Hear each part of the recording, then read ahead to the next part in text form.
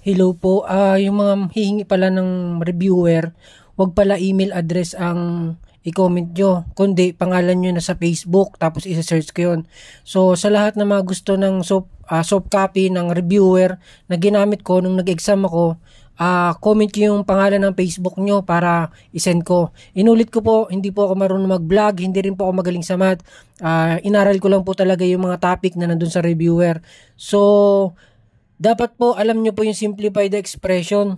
Yung katulad din yan. Hindi pa po sana ako mag-upload ng video kasi meron akong tinatapos na tutorial. Pero naisip ko, malapit ng exam, kailangan ko na mag-upload ng mga videos na posibleng kailangan nyo. Posibleng dapat aralin nyo. Katulad po nitong simplify the expression. Siguro alam nyo naman kung paano mag-simplify. Ayan po, nandyan, nakalagay. Screenshot nyo na lang po yung kung paano mag-simplify. Meron po kasing ganitong tanong. Kaya ako naman natandaan to, merong ganitong tanong na PS.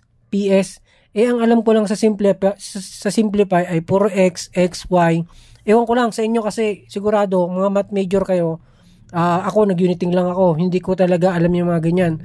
Siguro pag math major, alam nyo na yan. O so dun sa mga unit earner na katulad ko, na bago pa lang nakakita niyang PS na yan, meron yan. Simplify the expression for PS, 2S, minus 3PS plus 1, negative 2S. Itong sagot niya, PS minus 4S, negative 3. Nakalagay naman kung paano nakuha. Ang ganito, dapat itong simplify na to, makuha nyo lang halos 1 minute lang. Kasi napaka-unti ng oras para sa pagsusolve.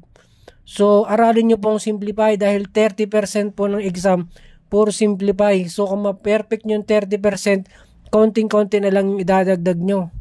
So, mga Lods, congrats. Alam ko makakapasa kayo niyan.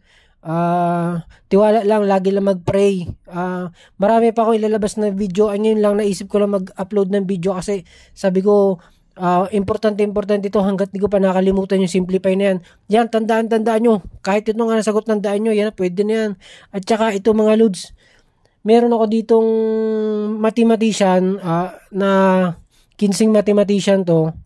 Pero ang lumabas lang dyan ay 10 mathematician lang. Nung time namin 10 lang mathematician ang Ang ginagawa dyan ni PRC, minsan malitong spelling na to, yung Albert Gerald na yan. Ginagawa niyang Albert Gerald. Yan. Pero yan pa rin po, piliin nyo rin po, yan ang sagot niyan, Albert Gerald. Tapos Blaise Pascal, meron po akong kopya niya sa mga gustong humingi ng kopya. Mag-comment lang ng pangalan niyo sa Facebook, chat tayo. Sendan ko kayo ng mga ganyan. O kung wala, pwede nyo namang isearch sa ibang mga famous mathematician. Ayun lang po, at marami pa po dapat ako i-upload na isip ko lang yan. Pati ito pala,